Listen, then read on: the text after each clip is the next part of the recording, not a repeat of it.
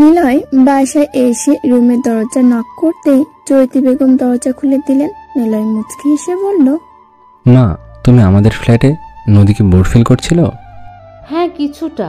নিলয় মাকে দেখে হাতে থাকা গোলাপটা লুকিয়ে ফেললো। চৈতি বেগম হেসে বললেন, নদীর জন্যে? নিলয় হেসে মাথা চুলকায়। চৈতি বেগম নিলয়ের মাথায় হাত দিয়ে বললেন, যা, আজই সব মিটমাট করে নিবি। নিলয় ঘরে ঢুকতে ঢুকতে বলল, মা। চৈতি বেগম নিঃশব্দে হাসলেন। নিলয় আবারও বলল, মা, আমাকে তো আবার হাসিব স্যারের এঙ্গেজমেন্টে যেতে হবে। তাহলে গিয়ে রেডি হয়ে নে। হুম। আমি আমার ফ্ল্যাটে যাচ্ছি। বলে চৈতি বেগম প্রস্থান করলেন। দুজনকে একা ছেড়ে দিতে চান তিনি। নিলয় সিঁড়ি বেয়ে উঠতে লাগলো। নিজের রুমে ঢুকতেই সে থমকে গেল। এটা কি দেখছে সে? ড্রেসিং টেবিলের সামনে বসে আছে নদী। পরনে মিষ্টি কালারের শাড়ি, হাত গলা সব খালি, কিন্তু মুখে থাকা হাসির মাধুর্যে নিলয় ঘায়েল হয়ে যাচ্ছে।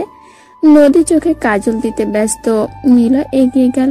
নদীর পেছনে দাঁড়াতেই নদী উঠে দাঁড়ায়। আয়নায় তাকিয়ে বলে ওঠে, আপনি চলে এসেছেন? হুম। গম্ভীর গলায় বলেন নিলয়। তারপর মায়ের কাছে নিয়ে রাখা নিজের কেনা ঝুমকো আর চুড়িগুলো নিয়ে এলো। নদী তো নিজের মতোই সাজছে। নিলয় নদীর সামনে এসে নদীকে বসিয়ে দিল। নদী অবাক হয়ে বলল, কি করছেন? হুশ। নিলয় আস্তে আস্তে নদীর কানে ঝুমকো, হাতে চুড়ি পরিয়ে দিল। নদী তো এগুলো দেখে ভীষণ খুশি লাগছে। সে খুশিতে বলতে লাগে, এগুলো আমার জন্য আপনি এনেছেন? হুম। নদী দুহাত একসাথে করে চুড়িগুলো নাড়তে লাগলো আর বলতে লাগলো, চুড়ি আমার খুব ভাল লাগে। নিলয় গালে হাত দিয়ে নদীকে দেখছে। এই প্রথম হয়তো সে নদীকে এতটা খুঁটিয়ে খুঁটিয়ে দেখছে। নদী কানের ঝুমকোগুলো নাড়িয়ে পড়ল। এগুলোই তো সেদিন আমি দেখেছিলাম দোকানে। তাই এনেছি। নদী অবাক হয়ে তাকিয়ে রইল নিলয়ের মুখ পানে। নিলয় তার জন্য এতটা ভাবে? নদীর চোখে খুশিতে পানি চলে এলো। নিলয় সেটা মুছে দিয়ে বলল, একদম না নদী, আরেকটা জিনিস তো বাকি। কি? নিলয় নিজের কিনা আনা গোলাপটা নদীর কানে গুঁজে দিয়ে বলল, এটা। নদী লাজুক হাসলো। নিলয় নদীর চুলে ফুলটা গুঁজে দিয়ে বলল, রেডি হয়ে আসি। নদী সম্মতি দিল। নিলয় রেডি হতে চলে গেল। নদী নিবিড়কেও রেডি করে নিল, কিন্তু এত গান বাজনার মধ্যে ওকে নেওয়াটা ঠিক হবে কিনা বুঝতে পারছে না। নিলয় এসে বলল, আরে নীরকে কেন রেডি করাচ্ছ? ছেলেকে রেখে যাব? আরে এত গান বাজনা কোলাহলের মধ্যে ও অসুস্থ হয়ে যাবে, ভয় পাবে। আর তুমিও এনজয় করতে পারবে না। ওকে মায়ের কাছে দিয়ে এসো আর বলো যেন মিতাকে না দেয়। নদী মুখ বাঁকিয়ে বলল, মিতা থাকলে তো মিতার কাছে দেবে। মানে? নদী মুচকে এসে বলতে লাগে, বলেছিলাম না এসে দেখবেন মিতা নেই। কিন্তু সেটা তো মজা করে। না, মজা করে না, সত্যিই নেই। কিভাবে কি?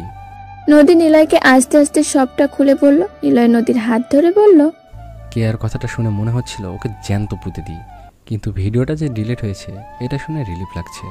হ্যাঁ, আর ডিলিট না হলেই বাকি, আমার কাছে ওটা আছে।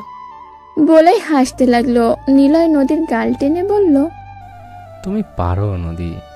আর একটা মজার ভিডিও আছে, দেখবেন? কই দেখি। নদী মিতার ওই বাদরের মতো লাফানোর ভিডিওটা নিলয়কে দেখালো। নিলয় হো করে হাসতে লাগলো। নদীও হাসছে। কিছুক্ষণ পর নদী হাসি থামিয়ে নিলয়ের মুখের দিকে তাকিয়ে রইল। নিলয়কে এভাবে হাসতে দেখেনি বেশি, তাই উপভোগ করছে। তাছাড়া নিলয় হাসলে তার গালের পাশের একটা গর্ত হয়, যেটাকে আমরা টোল বলি। এটাই নদীর বেশ লাগে। নদীকে তাকিয়ে থাকতে দেখে নিলয় বলে ওঠে, কি পিচ্ছি? না, কিছু না। নিলয় মজা করে বলে ওঠে, একদম তোমার মতো লাফাচ্ছে। নদীর চোখ বড় বড় করে বলল, মানে? মানে মানে তুমিও কিছু না বুঝে এমনি লাফাও? নদী তো রাগে দুঃখে নিলয়ের হাতে চিমটি দিয়ে বলল, একদম বাজে কথা বলবেন না। বাজে কই, সত্যি তো। সত্যি, তাই না? দেখাচ্ছি।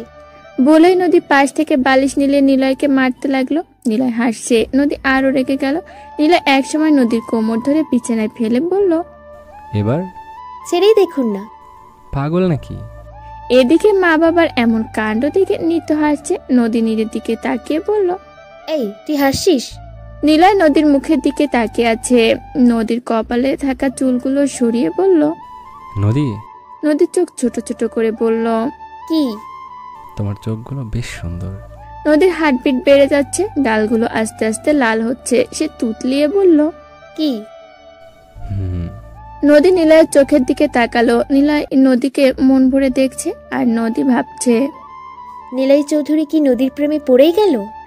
নদী আর নিলয় একত্রে ঢুকলো এঙ্গেজমেন্টের অনুষ্ঠানে। রিশানদের নিজস্ব বাড়ি বেশ বড়ই। নদী এসেছিল বেশ কয়েকবার। যেহেতু ওরা ভালো বন্ধু, আসাটাই স্বাভাবিক। নদীর শাড়ির কুচি ধরে আস্তে আস্তে এগোচ্ছে, আর নিলয় নদীর পেছনে। নদী আর একটু এগোতে দেখতে পেল তার বন্ধুরা পাশে দাঁড়িয়ে আছে। নদীকে দেখে এগিয়ে আসতেই নদী নিলয়ের দিকে জিজ্ঞাসু দৃষ্টিতে তাকায়। কারোর চোখে পড়েনি ব্যাপারটা। নিলয় মুচকে এসে বলল, হুম, যাও, আমি এদিকটায় আছি। নদী মুচকি হেসে বন্ধুদের দিকে এগিয়ে গেল। নিলয় ব্যস্ত হয়ে গেল কথা বলায়। এদিকে নদীকে দেখে নিপা বলতে লাগলো, নদী, তোকে তো একদম পরীর মতো লাগছে, তাই না সেহা? শিয়াবু সাই দিয়ে বলল। একদম। নদী, তুই অনেকদিন পর শাড়ি পরলি। নদী হেসে মনে মনে ভাবলো। ভাষায় তো রোজই পড়ি। তারপর চোখ গেল রিশানের দিকে। রিশান অনেকক্ষণ যাবত তাকে দেখছে। নদীর কেমন অস্বস্তি হচ্ছে। সে জোরপূর্বক হেসে বলল, রিশান, কিছু না বলে তাকিয়ে আছিস যে? নিপা আর শিহাব মিটিমিটি হাসছে। নদী সেদিকে তাকিয়ে বলল, তোরা আবার হাসিস কেন? না, কিছু না। এদিকে রিশান এখনো নদীর দিকে তাকিয়ে। নদী নিলয়ের দিকে যাবে এমন সময় রিশান নদীর হাত ধরে ফেললো। নদী অবাক হয়ে বলল, এসব কি রিশান? বলছি। বলে সে নদীকে টেনে নিয়ে গেল স্টেজের সামনে। সব আলো নিভে গেল। আলো পড়লো রিশান আর নদীর ওপর। নদী ভুরু কুচকে তাকিয়ে আছে। রিশান হাঁটু গেড়ে বসে নিজের কেনা সেই ডায়মন্ডের রিংটা বের করে পড়ল। Nadi, I love you, will you marry me? Nadi থমকে গেল। চারিদিক থেকে সবাই বলছে নদী সে ইয়েস না। নদী সবার মাঝে নিলয়কে খুঁজে চলেছে। পেয়েও গেল। একটা জায়গায় দাঁড়িয়ে নিলয় নদীর দিকে অনুভূতিহীন চোখে তাকিয়ে।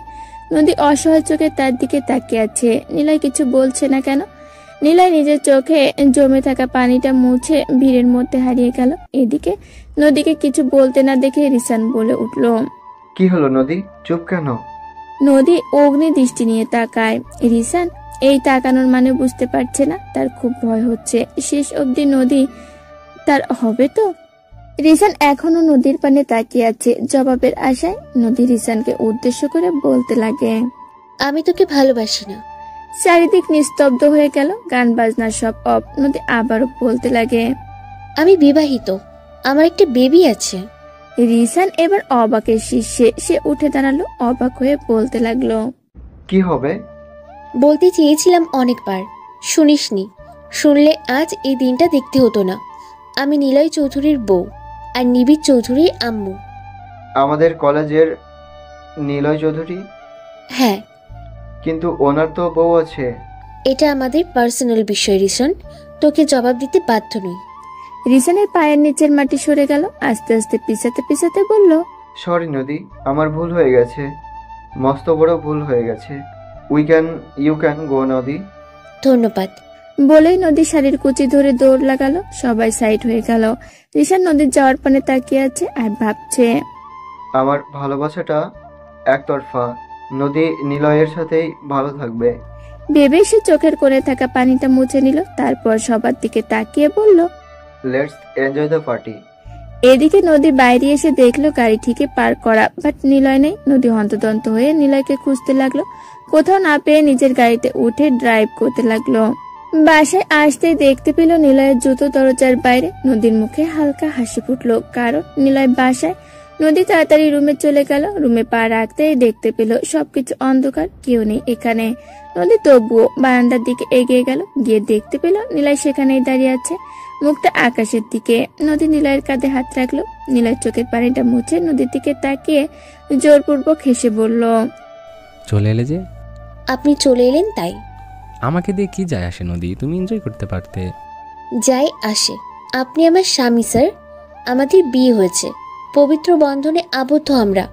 আপনি আমাকে যা বলবেন তাই করতে বাধ্য আমি। আপনার পছন্দ মতো চলতে বাধ্য আমি। আর আপনি কি না আমাকে রেখেই চলে এলেন? নিলয় নদীর দিকে তাকালো। নিলয়ের লাল চোখ জোড়া দেখে আটকে উঠল নদী। তারপর বলতে লাগলো, হেঁটে এসেছেন? রিক্সা দিয়ে। চলুন ঘরে। এখানে অন্ধকারে দাঁড়িয়ে আছেন কেন? বলেই নদী নিলয়ের হাত ধরে টানতে লাগলো রুমে নিয়ে যাওয়ার জন্য, কিন্তু নিলয় সেখানেই দাঁড়িয়ে। নদী বুঝলো নিলয়ের মন খারাপ, তাই সেও দাঁড়িয়ে থেকে বলল, কি দেখেন আকাশে? চাঁদ। ও নিজেও আমার মতো একা। আপনি কই একা? আমি আছি না।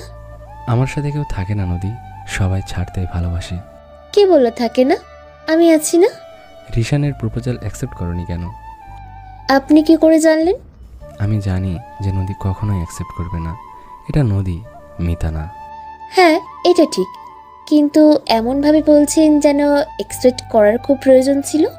নিলয় নদীর দিকে ফিরল, নদীর হাত ধরে বলতে লাগলো, আমার সাথে থাকলে হয়তো তোমার লাইফটাই নষ্ট হবে নদী।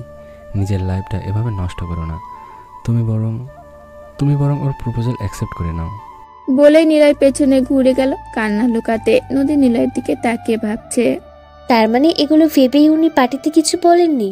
নদী নিলয়কে নিজের দিকে ফিরিয়ে বলল, এতদিনে আমাকে এই চিনলেন? আমি নিবিড়কে নিজের ছেলে মানি, আর আপনাকে নিজের স্বামী। আমি কখনোই আপনাদেরকে ছেড়ে যেতে পারবো না স্যার। আপনি... কথাটা শেষ হওয়ার আগেই নিলয় নদীকে শক্ত করে জড়িয়ে ধরলো। নদী অনুভব করছে নিলয়ের হার্টবিট কত জোরে হচ্ছে।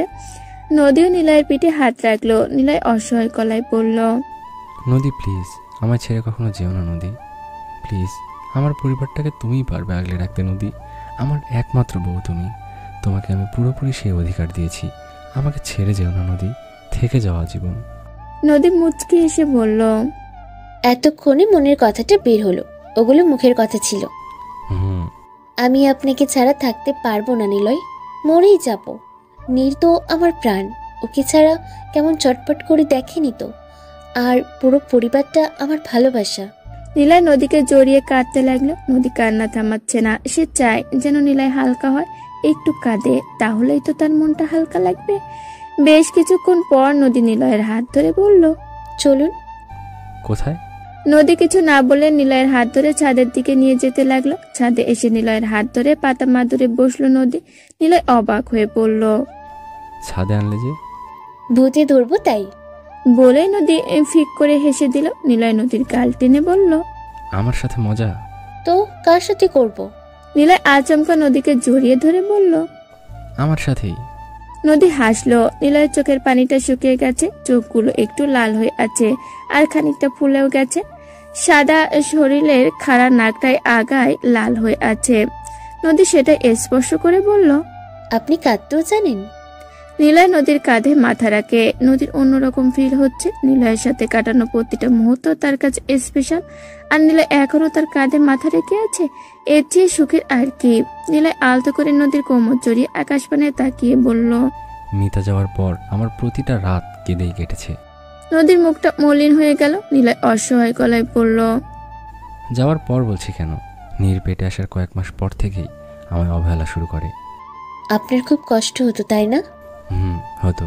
প্রিয় মানুষ অবহেলা করলে যে ঠিক কতটা কষ্ট লাগে সেটা আমি তখন বুঝেছিলাম।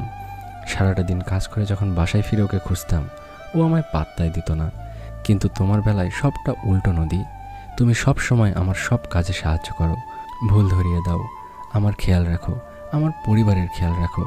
এত ভালো কেন তুমি নদী? নদী নিঃশব্দে হাসছে। চোখের কোণে জমে থাকা পানিটা মুছে বলল, আপনার বউ যে তাই। না নদী, আমি তো অত ভালো নই। ভালো হলে কি মিতাকে আনতাম? বিয়ের পর তোমার সাথে বাজে বিহেভিয়ার করতাম? তুমি সবচেয়ে স্পেশাল নদী। তুমি আমার জীবনটাকে রঙিন করে দিয়েছো। You are great. Thank you. কিন্তু আমার এসবের পেছনে একটা কারণও আছে। কি কারণ? নিবিড় আমার ছেলে, ওকে আমি নিজের ছেলে বানিয়ে নিয়েছি। ওকে ছেড়ে কিভাবে যেতাম বলতে পারেন? আপনি তো জানেন যে আমি কখনো মা হতে পারবো না। বলতে বলতে নদীর চোখ থেকে দুপাটা জল গড়িয়ে পড়ল। নিলয় সেটা মুছে বলল, ডক্টর দেখিয়েছিলে? জিজ্ঞেস করা উচিত না, তাও জিজ্ঞেস করব। ডাক্তার কি বলেছে যে একদমই মা হওয়ার আশঙ্কা নেই? আমি তো জানি না। আমাকে মা বলেছিল রিপোর্ট দেখার পর, কারণ আমার অস্বাভাবিক পেট ব্যথা হতো, যার কারণে ডাক্তার দেখাতে যাই। কিন্তু রিপোর্টটা আমি চেক করিনি। চেক করার মতো শক্তি ছিল না। মা যা বলেছিল সেটাই মনে আছে। কি বলেছিলে? বলেছিল যে নদী, তুই কখনো মা হতে পারবি না। বলে নদী নিলয়ের বুকে ঝাঁপিয়ে পড়লো, কাঁদতে আরম্ভ করলো। নিলয় নদীর চুলে হাত দিয়ে বলল, কেঁদো না নদী, আমরা ডাক্তারের কাছে যাব। যদি কোনো সমস্যা থেকে থাকে তার সমাধানও নিশ্চয়ই রয়েছে। নদী কিছু বলছে না। এতদিন পর কাঁদার জন্য একটা বুক পেয়েছে সে। আজ কাঁদবে সে, মন ভরে কাঁদবে। এমন কাঁদার জন্য বুক কজনই বা পায়। অবহেলায় হারিয়েও যায়, কিন্তু নদী তো হারাতে চায় না। শক্ত করে জড়িয়ে ধরে রাখতে চায় নিলয়কে তার সাথে। নদী নিলয়ের শার্ট খামচে ধরলো। কিছুক্ষণ পর তার কান্না থামলো। নিলয় নদীর চোখ মুছে বলল, আর কখনো কাঁদবে না। হুম। Good girl. স্যার, একটা কথা বলি। কি? আমি কিন্তু দ্বিতীয় সত্যটাও জিতে গেলাম। নিলয় অবাক হয়ে তাকিয়ে রইল নদীর মুখ পানে। আসলেই তো তাই, নদী তো জিতে গেছে। হ্যাঁ,